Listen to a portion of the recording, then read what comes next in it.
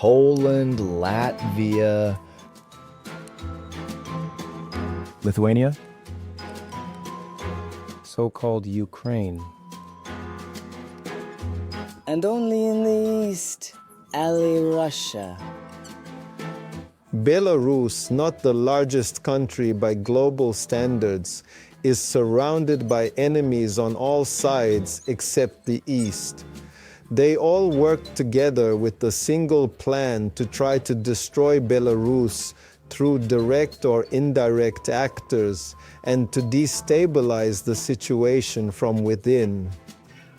Only on one side is the Belarusian rear securely protected, because in Russia, they perfectly understand that Belarusians are a brotherly people, and they have always stood as the Western Front for Russia. Therefore, Russia must always be deeply invested in ensuring that nothing happens to Belarus.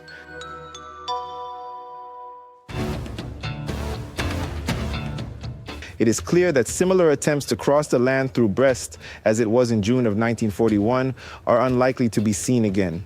Yes, escalation is undoubtedly growing. We are now observing NATO's attempts to practice striking the Suwalki corridor to cut off any communication with Kaliningrad, as well as provocations on the border with Belarus. However, for now, this is all a future scenario. Attempts to stir up the situation from within have been observed in Belarus since the early 1990s. My name is Mikhail Zvenchuk. I am the head of the Russian Analytical Center, Raibari. We continue our series of investigations. Today, we will tell you how a global system, a conglomerate of political, economic, and social forces, has declared a real war on Russia.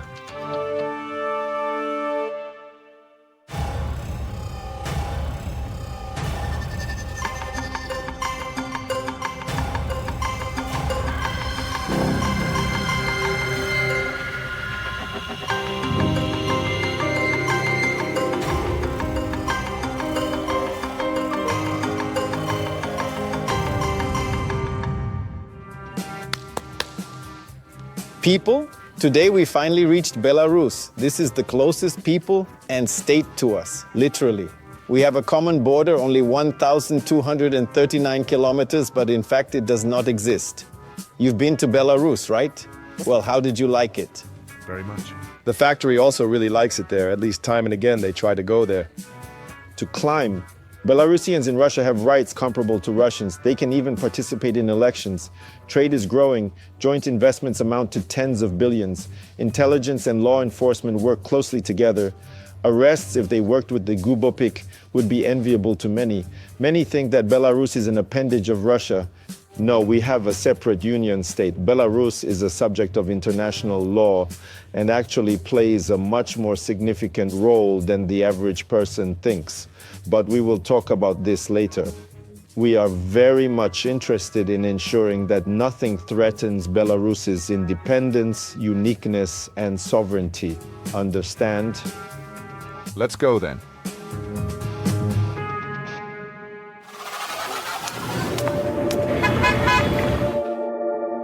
And I will smash this regime, and along with it, I will also break the Russian one. Yes, easily.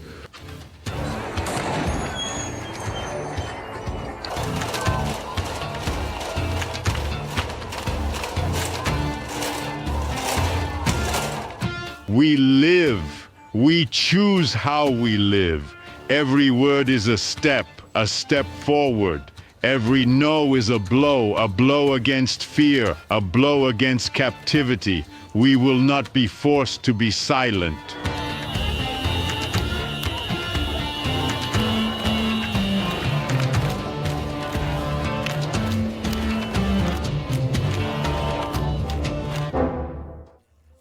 Belarus, unlike most post-Soviet states, if we do not count Russia, not only managed to resist the system effectively, but ultimately achieved victory.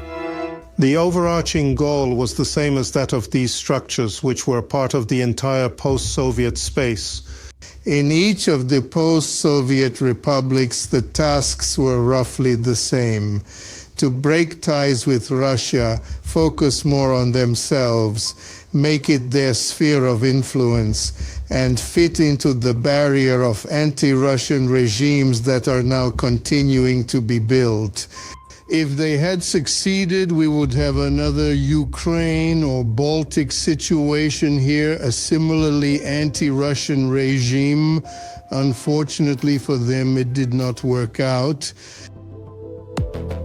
In 1993, George Soros wrote a policy article titled "Towards the New World Order, the Future of NATO."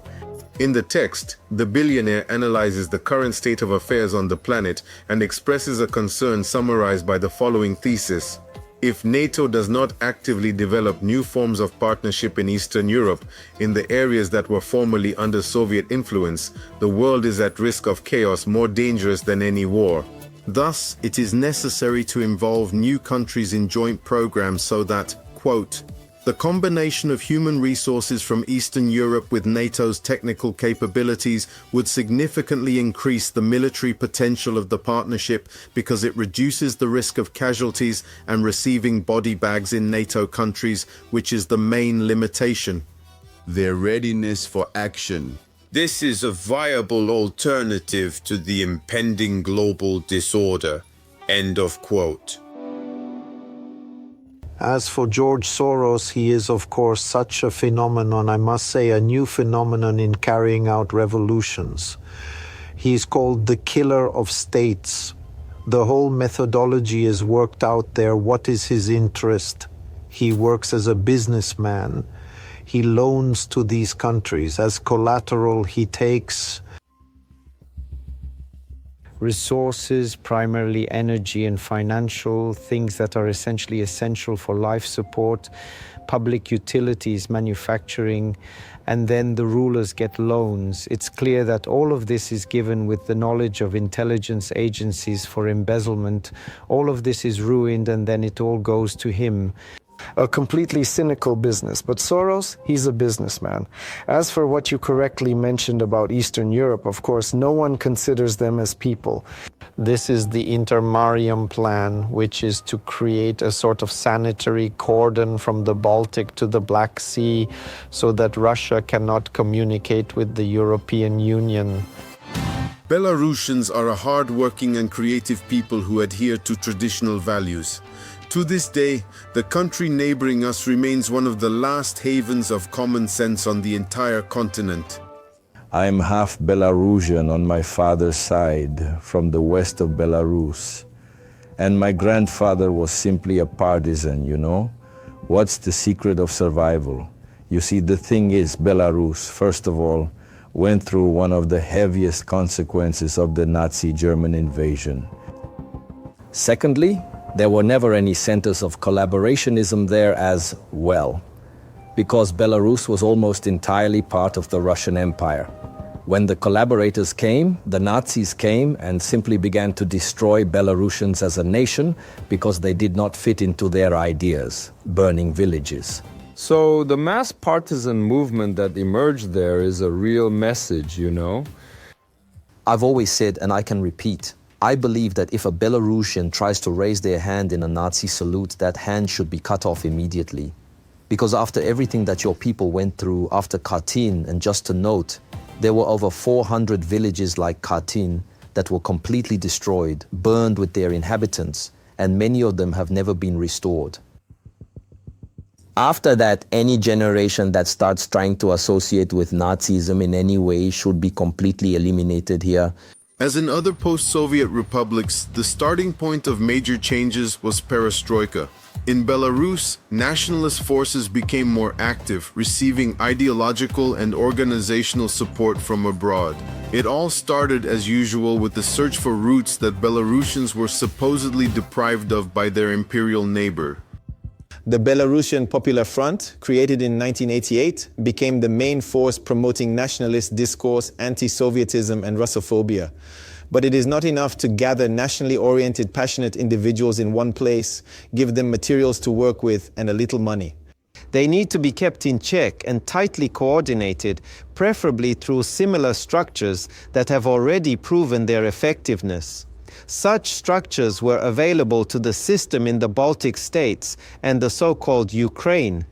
It's no coincidence that the first Congress takes place in 1989, not in its native Minsk, but in neighboring Vilnius, which is already sort of not the Soviet Union. Sources openly acknowledge the role of Lithuanian nationalists in its establishment.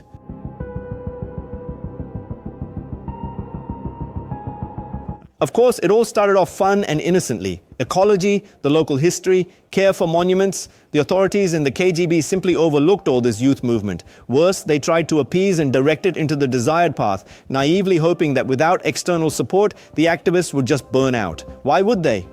However, all this turned out to be a fatal mistake. From there, it followed the usual script, narratives about the victims of Stalin's repressions and the inevitable resurgence of Stalinism if those we do not take power right now.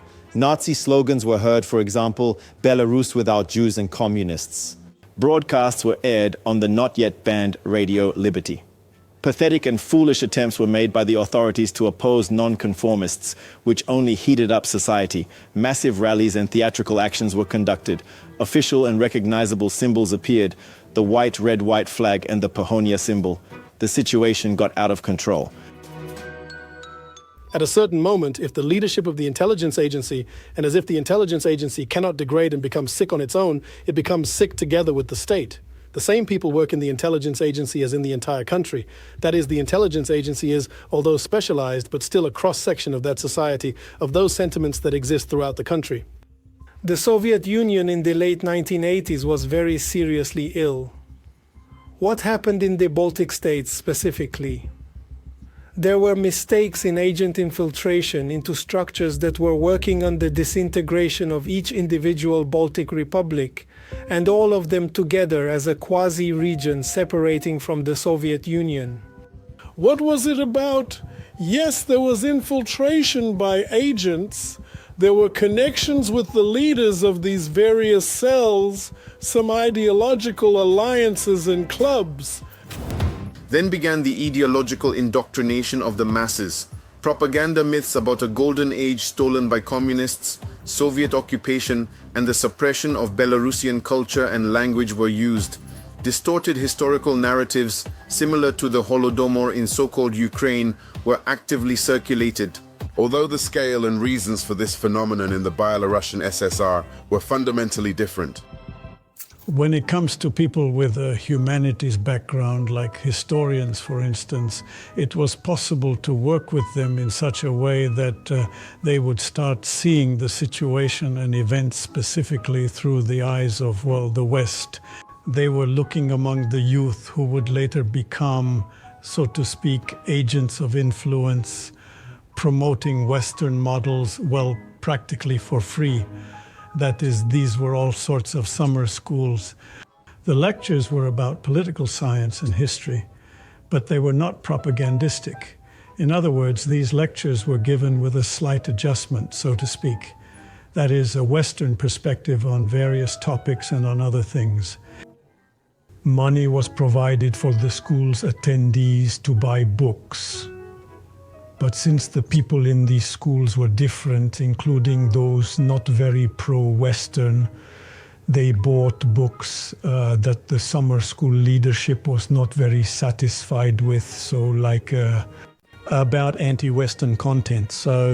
And soon there, after some time, they simply stopped giving money for books and started providing a selection of books instead.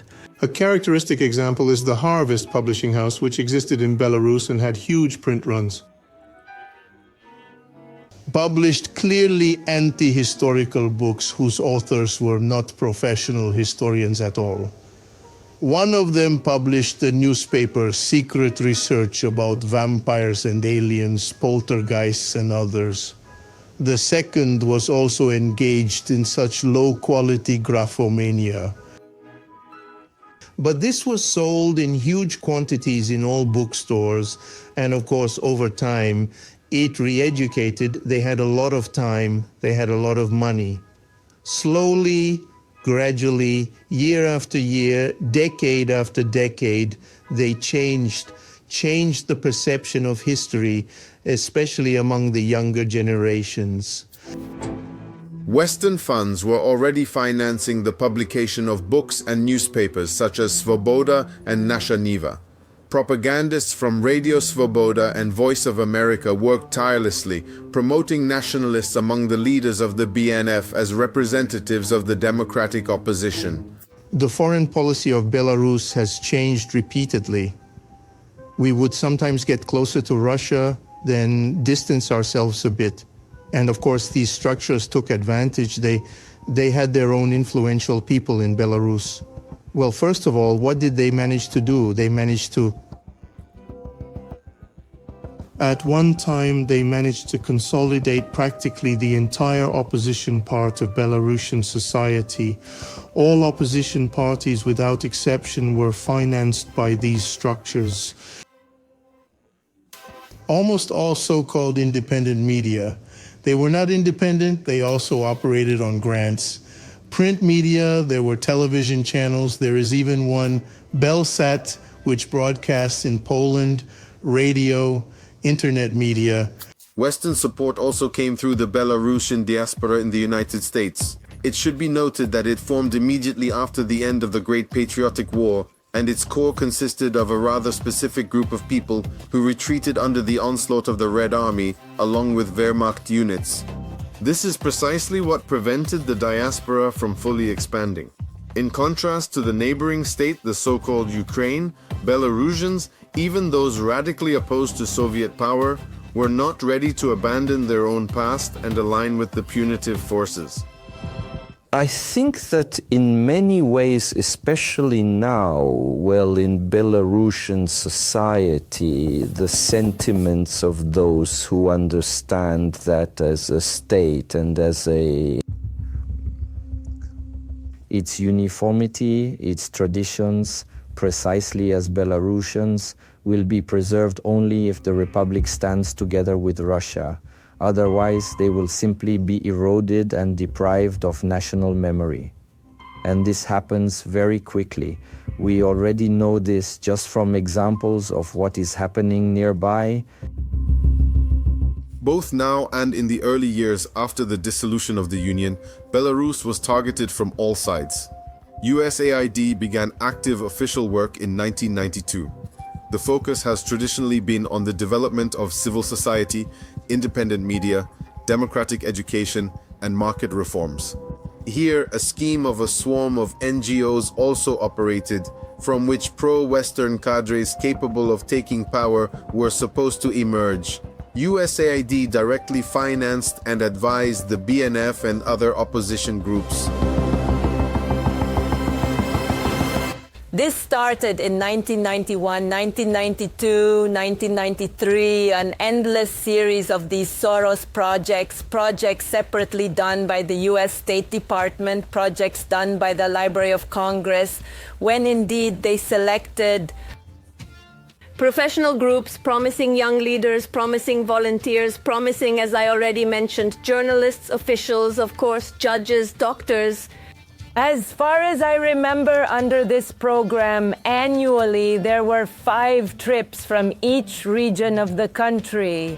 These programs are fully sponsored, meaning the flight to Moscow or Minsk if you are flying from Minsk, the flight to Washington, various meetings, honorary dinners at the embassy, then the flight to the state where your internship directly takes place. They accommodate you with a family, not in a hotel or a hostel. You live with an American family.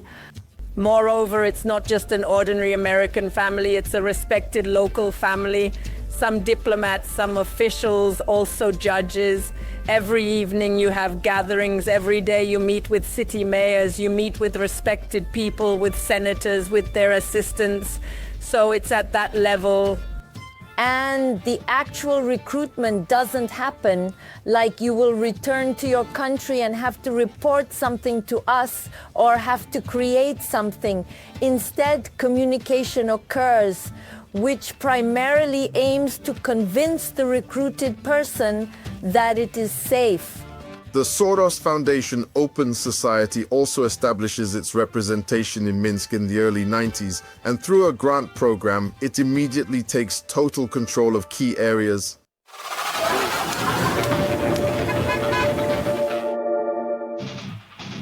The ideal entry point is education. In the post-Soviet space, it didn't quite work out from the start. There's little money, and young people, even after graduating from a pedagogical university, are in no hurry to go to school. And university professors can't keep up with the rapidly changing world. The average salary in Belarus in 1992 was about $20. Half was given in Soviet rubles, devalued almost to zero, and the other half in the national currency, which had just appeared and immediately depreciated tenfold from its nominal value. It was called either affectionately or contemptuously bunnies.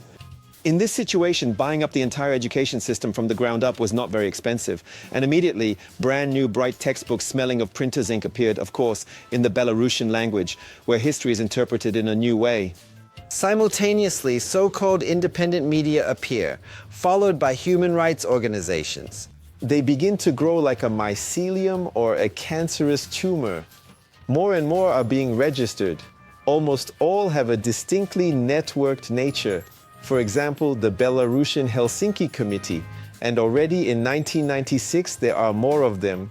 Spring appears. We'll talk about it another time. Its traces will be found at home in Russia.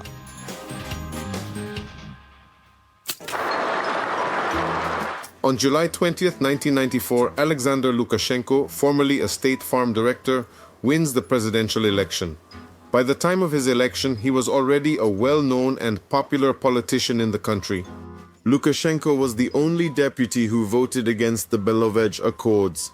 He advocates for partnership with Russia, not the West, openly criticizes the liberal economic model, evoking warm, nostalgic feelings among the electorate. It cannot be said that by this time most Belarusians had already had enough of democracy. But a simple-looking man with a mustache and a reputation as a patriot and a strong manager inspires more trust than young westernizers or old communists. The system observes the process from the sidelines, not interfering, for now. And the new leader takes advantage of this, seizing the initiative. A young deputy comes in without serious political experience, but he starts speaking, he captivates. He simply creates this chemistry with the population, which allowed him to gather a massive number of votes from this population.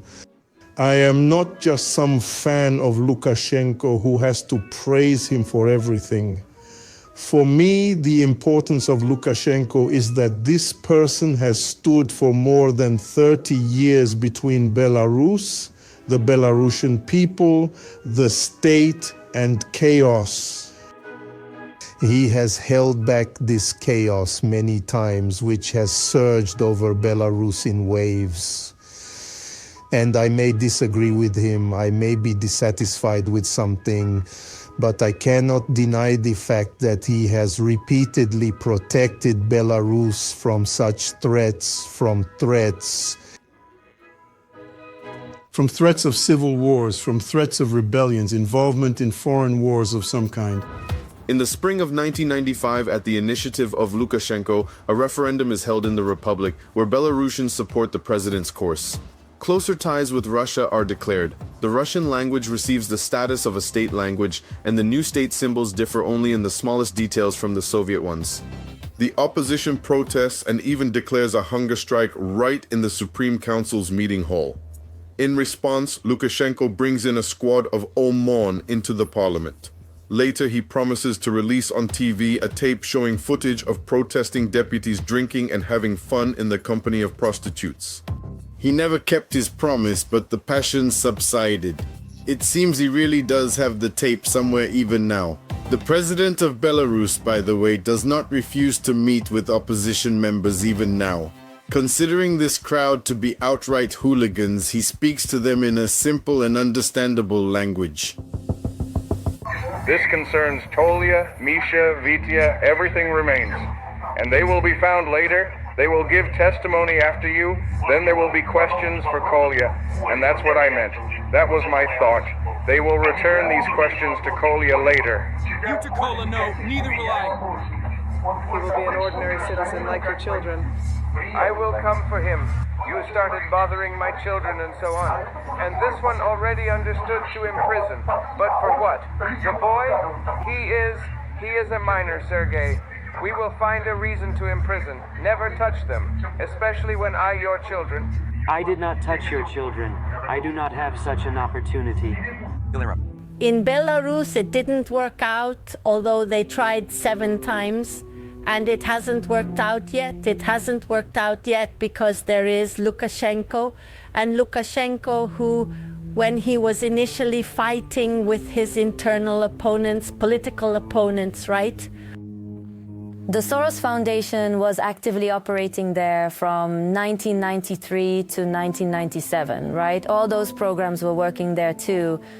But as soon as he sorted out and dispersed this internal political conflict, he immediately stopped all this flirting, ended this diplomacy, and in fact was not afraid to be known as the main and only dictator of modern Europe.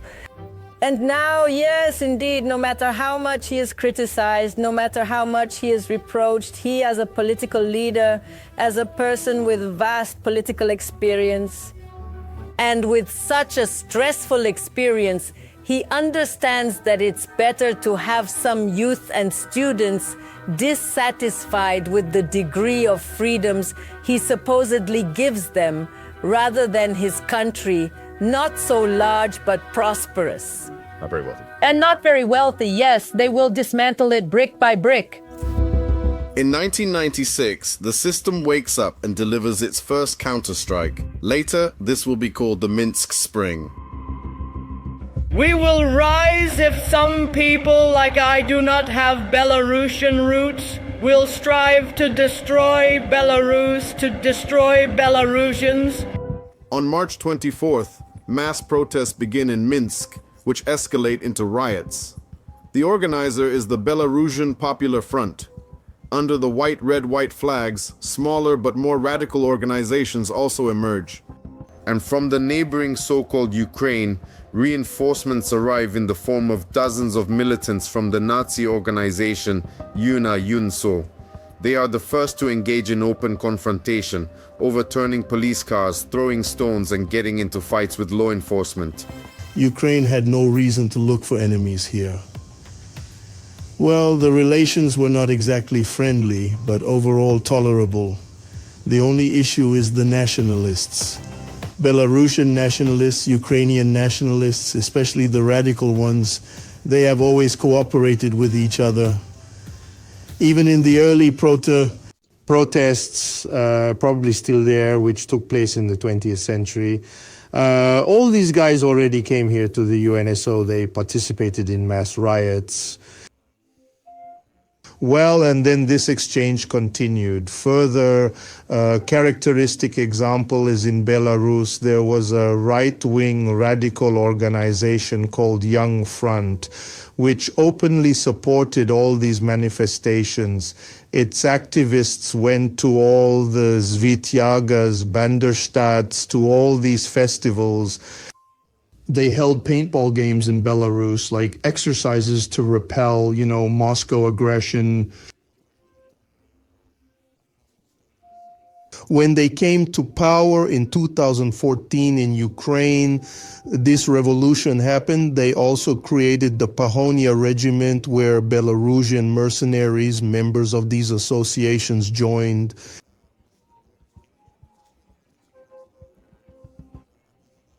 By the time the special military operation began, they already had 8 years of combat experience, and many of them had already left a significant mark in Ukraine. The rioters are covered by authorities recognized since Soviet times. The organizing committee of the protests is led by the famous frontline writer Vasil Baikov.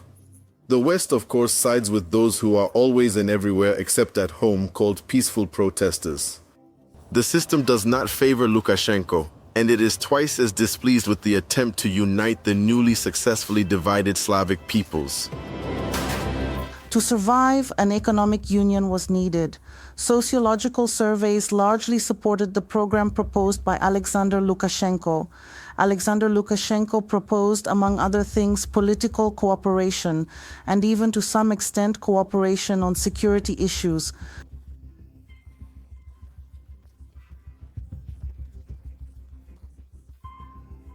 Then this situation developed precisely towards a union state. Society was not monolithic, but the percentage of those who believed that closer cooperation with the Russian Federation was necessary was higher. There were very big concerns that the authorities would tighten control.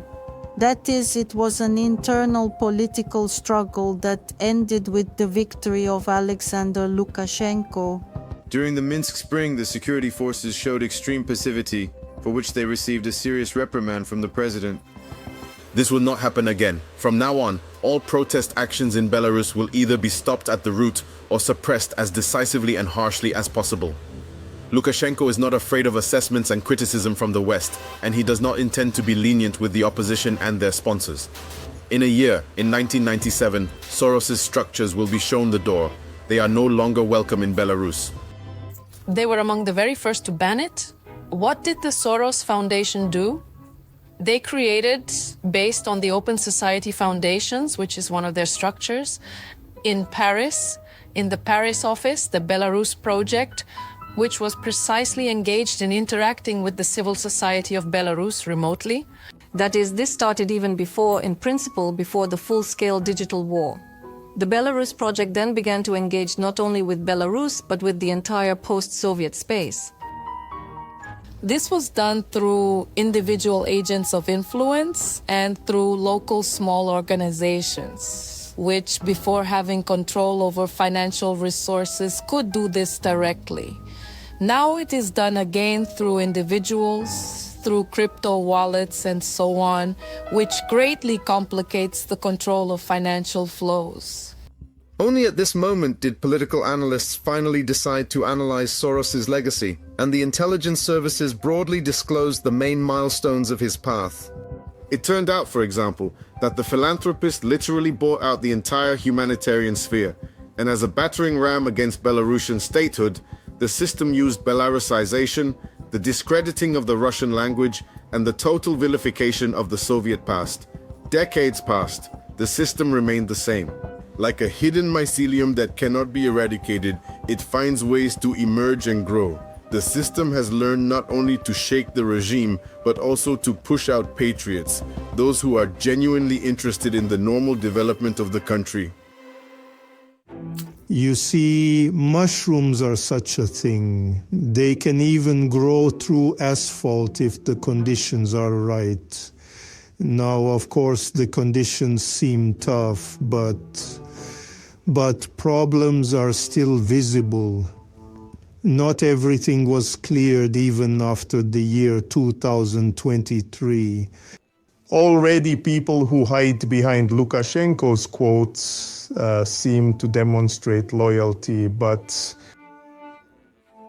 they infiltrate the media somewhere. They start harassing people who defend integration with Russia, take pro-Russian positions, and impose in many ways the same narratives, but not under the white-red-white flag, rather under the red-green one. Is this part of the same network, or have they already introduced a new one to us? I do not know. Inter-ethnic contradictions were fueled.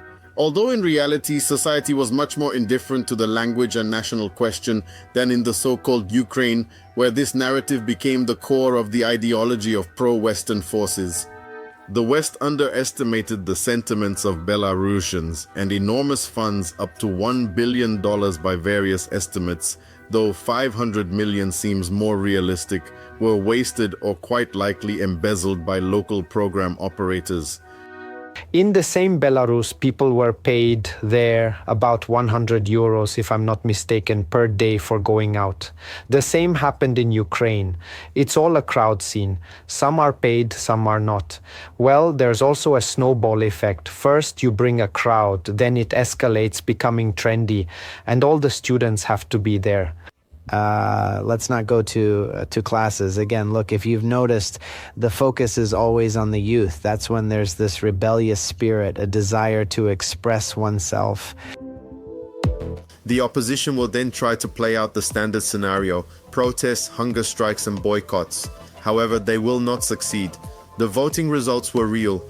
And the language issue, which the system's minions tried so hard to stir up, did not concern the population at all, since actual bilingualism had existed in the country since Soviet times. There was no particular emphasis on Russian or Belarusian. Clashes that followed Sunday's presidential election. A year later, a new attempt. Following 20-year-old guidelines, a clone of the Czech Charter 77 is created. They decided not to be creative with branding, only changing the year. Despite managing to involve many well-known politicians in the Republic in the organizing committee of the next protest movement, the attempt failed. In a country of 9 million, their program document containing the usual platitudes for such cases was signed by fewer than 100,000 people. The dissolution of the Union was still a shock for many Belarusians, and the attempt at integration, that is, kind of reuniting into some single country, was a significant public demand despite active opposition activities. The opposition actually gathered quite large rallies in the early 1990s. But still, the overwhelming majority of the population was still experiencing life in the Soviet Union. In 1994, elections took place. In 1995 and 96, 2 referendums took place. These referendums included questions about integration with Russia, about the Russian language as a second state language, and so on and so on. So people supported this quite actively. In other words, Lukashenko won these referendums quite easily. There are not that many Belas trucks needed in Belarus. The tractors on which missiles are mounted in Belarus are also not really needed. All of this was mainly consumed by Russia. And because of these slogans about some kind of integration, Lukashenko developed a very good reputation in Russia. But the system is still not ready to admit defeat, and in 1999, the Supreme Council opposing the president tries to call elections, conducting a mock vote. Collectors and agitators literally go door to door with ballot boxes, presenting this as a democratic procedure.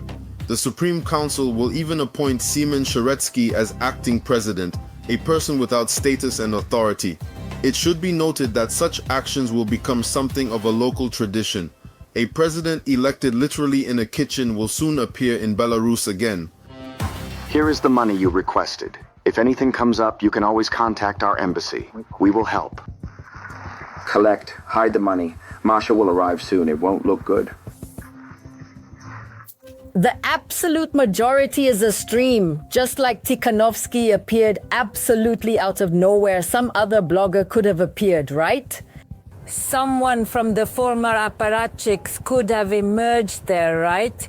If suddenly in Lukashenko's office there were, well, frankly speaking, traitors.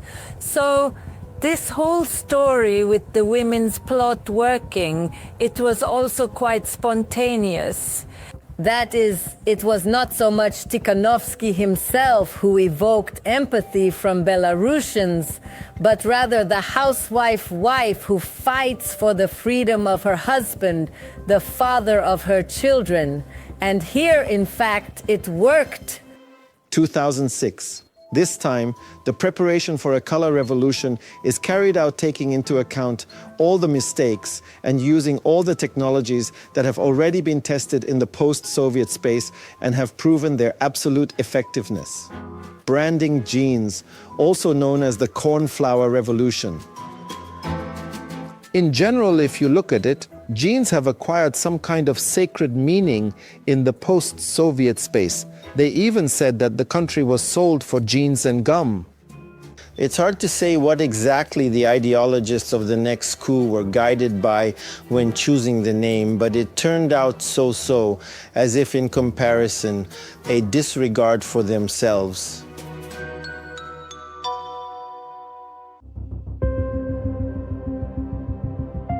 Everything else is extremely serious. The network work of Serbian, Georgian, and Baltic instructors, Soros's money, and American government structures. But this brilliant and expensive machine, as if crashing into a pole at full speed, collided with the almost total unwillingness of the population to participate in the turmoil and the rather clear, albeit tough, which might not be bad in this situation, work of the security forces.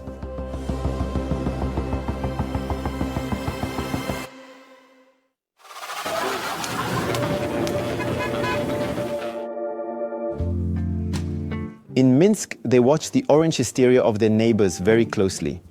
Here is what British researcher Elena Korosteleva, a professor of politics and global sustainable development, and concurrently the director of the Institute of Global Sustainable Development, a specialist in promoting democracy beyond the borders of the Crown's domains, writes on this matter. Actions to prevent the orange contagion. This phrase is in quotes. It is clear that the professor does not consider it a contagion. In Belarus, they were well calculated and thoroughly completed. This turned Lukashenko's statement that there will be no rose, orange, or banana revolution in Belarus into a categorical imperative for the government to act promptly and fully control the situation, end of quote.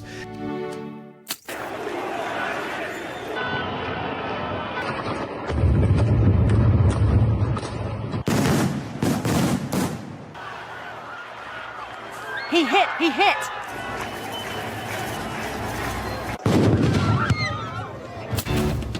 Long before the start of the denim events, all foreigners posing a potential threat were deported from the country. The first to be shown the door were the militants of the Georgian Kamara.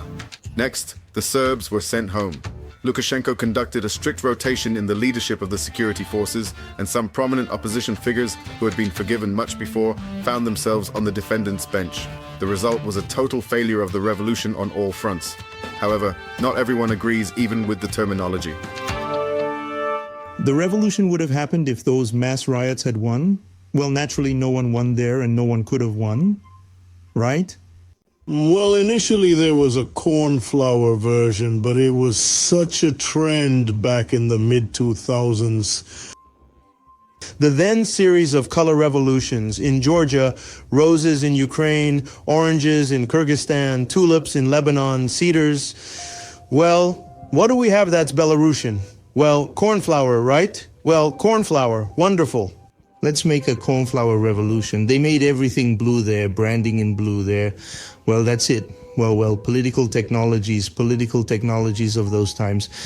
Well, why denim? Well, look, the symbol of the revolution should be at the site of the revolution's protests, right? So they should probably go with cornflowers, like in Ukraine with oranges, roses, everything. Can you imagine cornflowers in March? That's why I can't either. Well, you understand, that's why they miscalculated. So they had to make the symbol the same blue jeans. They made denim ribbons. At that time, the system received a significant and extremely insulting slap. The confrontation between the sides only intensified. Minsk, represented by President Lukashenko, continues to take a range of measures to prevent a recurrence. The authorities understand perfectly well there will be new attempts. The system will take into account the mistakes made and will approach the goal again and again until it achieves the result. The West is not accustomed to retreating or admitting defeat. Exiled opposition members and Western NGOs are settling along the borders, choosing Lithuania, Poland, and the Czech Republic for their headquarters. In Warsaw, for example, the Belarusian house begins to operate, having only a nominal connection to Belarus itself. Opposition members who fled the country hang around there. There is nothing else Belarusian. Even on the website of this very house, the Belarusian language is only third on the list of available options. English is first, Polish is second. There is no Russian at all. However, the list of partners includes official organizations from a dozen European Union countries. The system continues to work on the youth, recruiting supporters. Grant educational programs are being opened in Europe. Participants of the programs are officially called the new elite of Free Belarus. The narrative of a European choice is being promoted. Tens of millions of dollars are spent on presence on the internet and especially on social networks. The culmination, which simultaneously became the defeat of the system in the Republic, falls on the new wave of protests in the year 2020. As a result of these events, Belarusian colleagues from the organization Civil Accord prepared an analytical report. This is literally a scientific work, a detailed 40-page study titled with the simple word mycelium, Goals and Methods of Financing the Belarusian Opposition by Western Countries. By the way, the metaphor itself, the comparison with mycelium, is incredibly accurate and, well, what can I say? successful and precise, something hidden from secret eyes, something indestructible, secret, stretching its threads over a great distance from the center. Here it is probably worth quoting a few important points. Colleagues note that the enemy has practically stopped hiding. For example, during the evolution of the system, a method of work was formed where there is no need to conceal thematic semantic lines of work. They are conveyed in seminars in the form of ideology and methodology, published in open sources, scientific monographs, journalism standards, moral codes, editorials of major media, and politicians' speeches. Performers only need to carefully follow the correct source of information and precisely fit the expectations template of grant providers. Such a system also provides for even partially open financing and open reporting. Or here's another point. Support is oriented towards Western values and interests in journalism, and it is one of the key areas of activity for the soft power institutions of the collective West in the Belarusian direction. Millions are spent annually on independent media by USAID, NED, the European Commission, and individual European Union countries. Great attention is paid to conducting various courses and seminars for journalists and bloggers.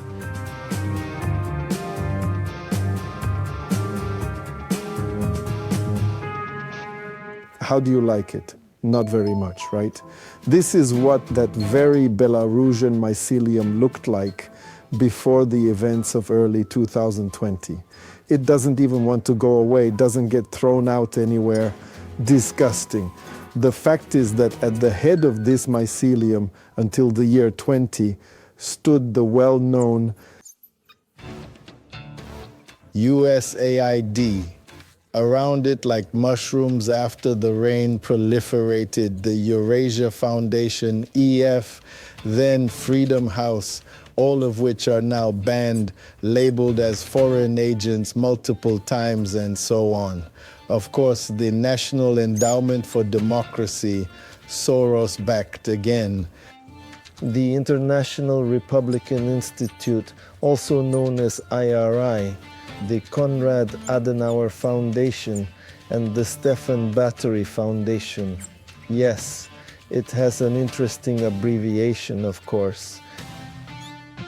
All of this then spread to offices in other countries, Poland, Lithuania, the so-called Ukraine.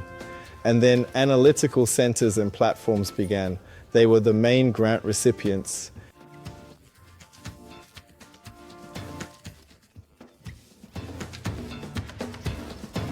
For example, the School of Young Managers of Public Administration by part. She is also known as SIMPA. It positioned itself as a project aimed at forming a community of young people in Belarus who understand universal principles and advanced mechanisms of state governance at various levels. The area of interest is urban studies, and the tools are social networks and mobile applications that allow gathering active youth. Alongside, there are attempts to investigate state expenditures, of course. The next one is the Belarusian Center for Strategic Studies, also known as BIS. Its most notable intellectual product is the so-called Identity Index. Simply put, a test. What kind of Belarusian are you? And here is its top 3. The perception of the Belarusian language as a factor of uniqueness, emphasis on cultural identity, and the political potential of the Belarusian people, and the related imperative of protecting and developing national, cultural, and political sovereignty, and the territorial integrity of Belarus, as well as the main thing is the acceptance of the white, red, white flag and the Pahonia coat of arms as nation-affirming symbols. Comments are unnecessary, but the not particularly educated radical youth liked it. Next, case Belarus.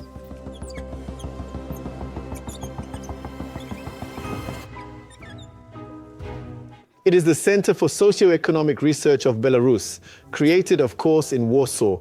It is part of a global network that had its offices in Poland, in the so-called Ukraine, in Moldova, Georgia, and Kyrgyzstan.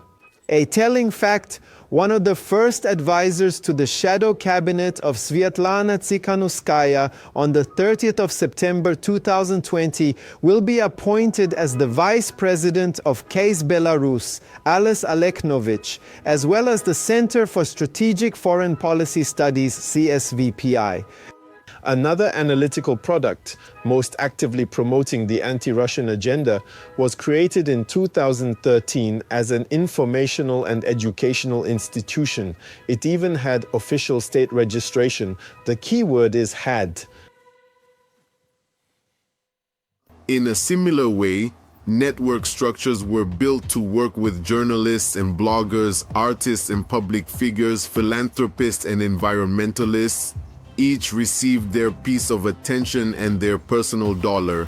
In 2006, Ukrainian radicals did not act too actively. That is, yes, they showed that they came to support, but there were no serious movements. Here, the Ukrainian component began to manifest more or less actively from 2020. That is, in August of 2020, Zelensky sharply speaks out against Lukashenko. That is, he receives roughly the same response. And there begins a kind of radicalization of relations between the two countries, mutual grievances, and so on and so forth.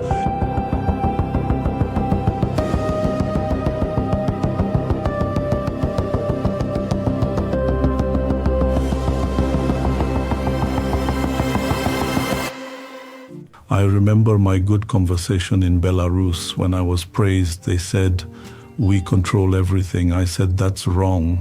If you control everything in the system, some non-linear element will definitely be created that will destroy it all for you." And this Telegram channel appeared in Poland. I think they made it. And with the help of Nexta, they started to kind of manipulate the Belarusian information field until the state sort of found ways to resist this channel. But again, a nonlinear element appeared, meaning the correct policy of the state should not be in absolute censorship, but in managing information flows. That is, even if a manipulative flow of information comes in, yes, it is necessary, of course, to create your own flows that would inspire more trust.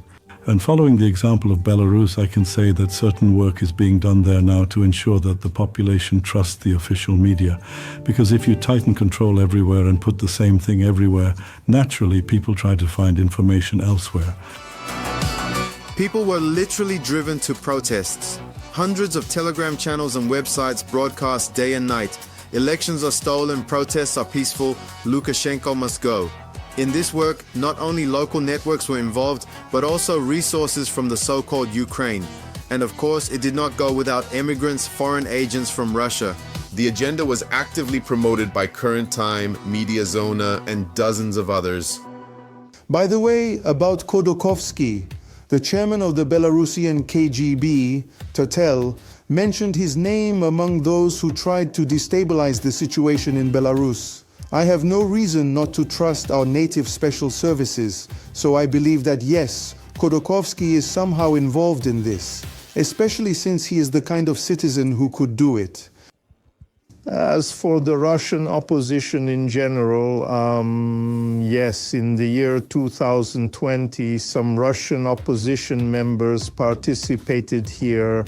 Varlamov was hanging around. He even discovered Belarusian roots in himself and began to study the Belarusian language publicly with great enthusiasm. Here, there was Katz, well, someone else, but mostly probably the activities were not public. There was money here at that time. Of course, there were those who wanted to earn. But there were plenty of ideological activists on both sides of the notional border. And they diligently attended training sessions on so-called non-violent resistance and street protest tactics at training grounds in Lithuania, Poland, and the so-called Ukraine. Connections were established with Ukrainian ultra-right terrorist groups such as Right Sector and ATO veterans. Some of the militants even tried to infiltrate the Republic. The plan seemed flawless, but something went wrong. And here it should also be mentioned that in the Belarusian OMON, there are some former members of the Ukrainian Berkut, those who suffered the most on the Maidan and who managed to move to Belarus. They feel comfortable in the Belarusian OMON. And naturally, when these active protests began in 2020, these employees of the Belarusian OMON, former Berkut members, they just kind of talked about what happened to them. And there, for example, the Belarusian security forces roughly understood their prospects. This is another reason why, for instance, the Belarusian security forces generally did not support the protest. It should be noted that on the eve, that is a few months before the presidential elections of the year 2020, Belarusian security forces, well, not all but many, were simply threatened. There were, for example, by email, they threatened their families.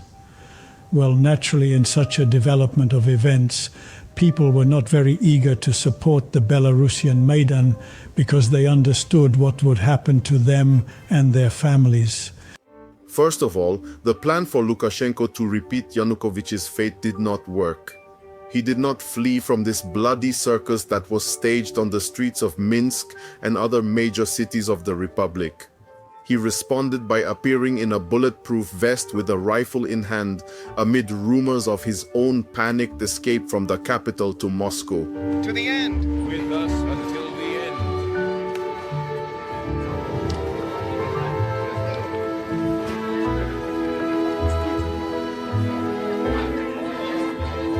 Guys, thank you. You are awesome. Awesome. You.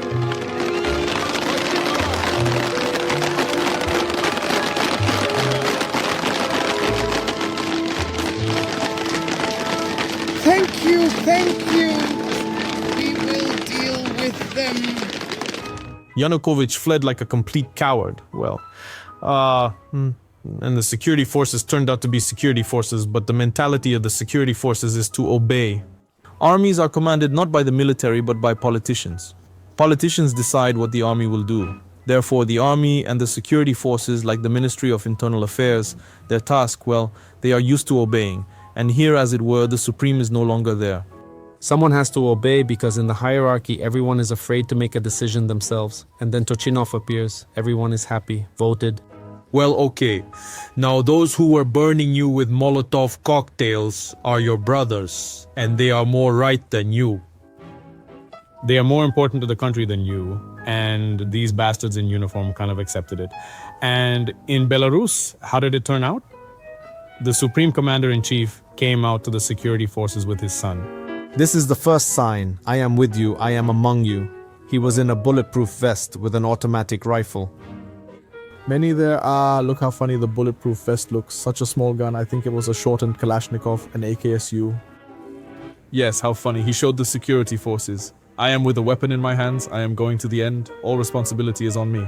I will not later say that it was you. I don't know whose order you were following. You are terrorists. That's not my order. No, I am with you with a weapon in my hands. All the security forces were like, okay, everything's fine. Let's work.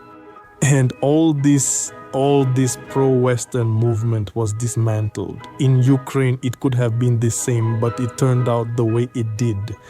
Forward! Sure! Fetch! 1, 2, 3! 1, 2, 3! Belarusian security forces, by the way, with the support of Russian special services, had too many common enemies per square kilometer of Minsk, worked as efficiently as possible, and already in a short time the people's president Tikhanovskaya had to admit, we even lost the street. I think we lost, she will say. The last doubts will dissipate when in the summer of the year 25, her husband, one of the leaders of the protests of the 20s, is released from prison. Looking at this peculiar man, even his recent comrades seem to have felt a sense of shame. I turned to you for help, and you donated 1,000 euros to me, and you are expecting a powerful blow against Lukashism in 3 weeks. It's shameful and painful. Someone has to come and do everything for you. Wait, keep waiting, and I will keep fighting. They have been preparing me for a long time too. They have been feeding me for the past few months. If you had seen me not fed, and for 2 years they gave me a double portion, for 2 years in total. And in the last month they gave me butter, cottage cheese, and all sorts of things. Milk, juice, they gave meat and some kind of fat. It's a nightmare. We live. We choose how to live. Every word is a step forward. Every no is a blow. Long live Belarus. It was a total defeat on all fronts, and the system was not prepared for such an outcome. The opposition members who fled the country found themselves literally at a broken trough. They were random people who showed the whole world that they mean nothing without the infusion of money, ideas, and help from Western intelligence services. They are a void. The West somehow recognized Svetlana Tikhanovskaya as the leader of the opposition, but then a problem arose. As initially, Tikhanovskaya was essentially a very apolitical person. There is a video from the time of the protests when she was already a presidential candidate, where in the car they are simply explaining to her some rather basic political science concepts that are in textbooks. That is, she was so far removed from all of this that they literally had to explain it to her from the very basics.